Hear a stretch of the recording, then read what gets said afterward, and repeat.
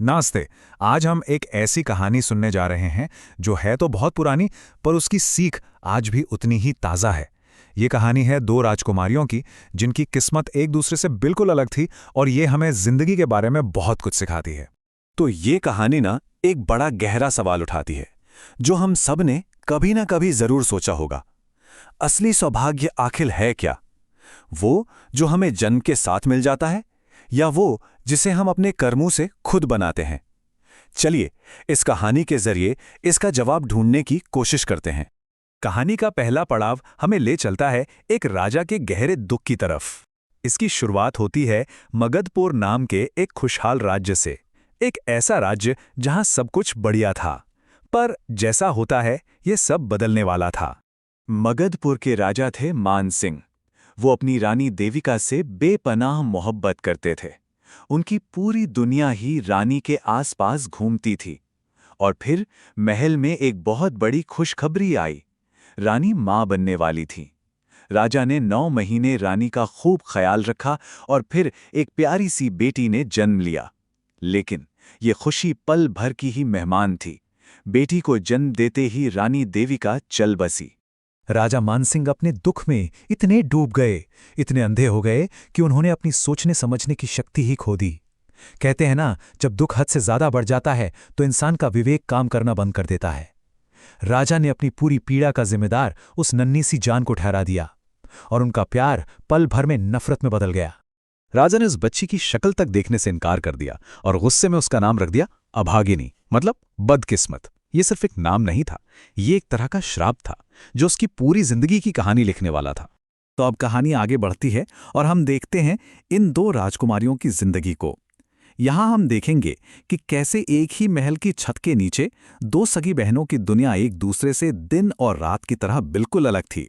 एक तरफ थी अभागिनी, जिसका जीवन सिर्फ नफरत और मेहनत में बीत रहा था। उसे एक दासी ने पाला पोसा, वो नौकरों वाले कपड़े पहनकर महल के काम करती थी। कुछ साल बाद राजा ने दूसरी शादी कर ली और उनके घर एक और बेटी हुई, जिसका नाम रखा गया सौभाग्य। जैसा नाम वैसा ही उसका भाग्य। सौभाग्य को पिता का ढेर सारा प्यार मिला। वो सोने के गहने पहनती और उसे सबसे अच्छी तालीम दी गई। इतनी मुश्किलों और नफरत के बीच अभागिनी की जिंदगी में एक नया मोड़ आता है। उसे एक ऐसा रास्ता मिलता है जो उसे बाहरी दुनिया के दुखों से निकालकर एक अंदरूनी सुकून की ओर ले जाता है। हुआ यूं कि एक दिन काम करते करते उसके कानों में संत कबीर के कुछ शब्द पड़े, जो महल के बाहर प्रवचन दे रहे थे। उन बातों ने जैसे उसके मन पर मरहम का काम किया। उसे एक अजीब सी शांति मिली। इसके बाद तो वो रोज उनके प्रवचन सुनने लगी और धीरे धीरे उसका मन शांत और मजबूत होता गया। जब अभागिनी शादी की उम्र की हुई तो राजा का गुस्सा कम नहीं हुआ, बल्कि और क्रूर हो गया। उन्होंने फैसला किया कि अभागिनी की शादी किसी अंधे, लंगड़े या बेहद गरीब इंसान से ही की जाएगी, ताकि उसकी बदकिस्मती हमेशा उसके साथ बनी रहे। और हुआ भी ठीक वैसा ही। अभागिनी की शादी दयालु नाम के एक अंधे भिखारी से करा दी गई। ना कोई दहेज, ना कोई रस्म। ये शादी कम और उसे हमेशा के लिए अपनी नजरों से दूर करने का एक तरीका ज्यादा था। और बस यहीं से कहानी का वो हिस्सा शुरू होता है जहां सब कुछ पलट जाता है। इसे आप कह सकते हैं कर्म का चमत्कार। ये वो मोड़ है जहां इंसान का विश्वास और उसके कर्म किस्मत की लिखी हुई कहानी को भी बदल देते हैं। जरा सोचिए, वो एक टूटी फूटी झोपड़ी में पहुंची जहां खाने को बस मुट्ठी भर चावल थे, पर उसने क्या किया? उसने वो चावल पकाए और पहले अपने पति और सास को खिला दिए। जब तक उसकी बारी आई कुछ बचा ही नहीं। वो उस रात भूखी ही सो गई। एक दिन वो बाजार में ककड़ी बेच रही थी, तो संत कबीर भेष बदलकर उसके पास आए और बोले कि वो बहुत भूखे हैं। अभागिनी के पास बस 2 ककड़ियां बची थीं, जो उसकी दिन भर की कमाई थीं।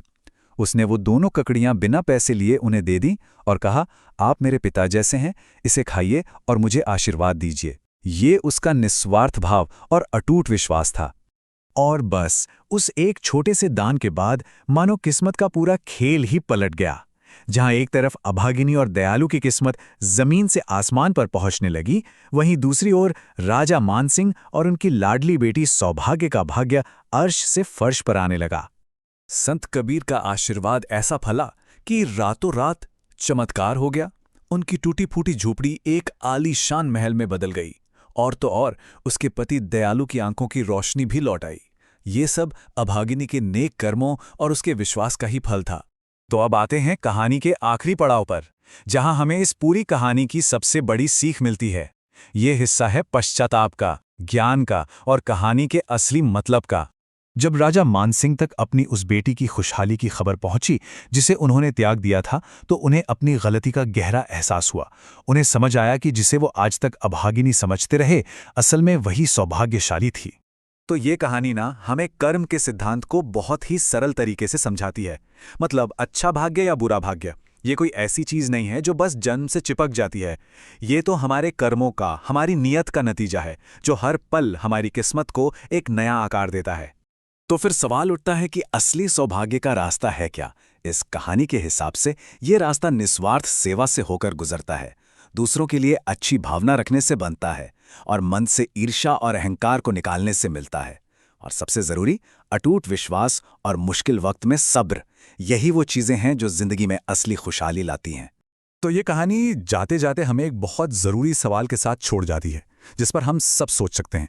आखिर किसी भी इंसान की जिंदगी में सौभाग्य का, अच्छी किस्मत का असली सोर्स क्या होता है? उसका जन्म, उसके हालात या फिर उसके अपने कर्म?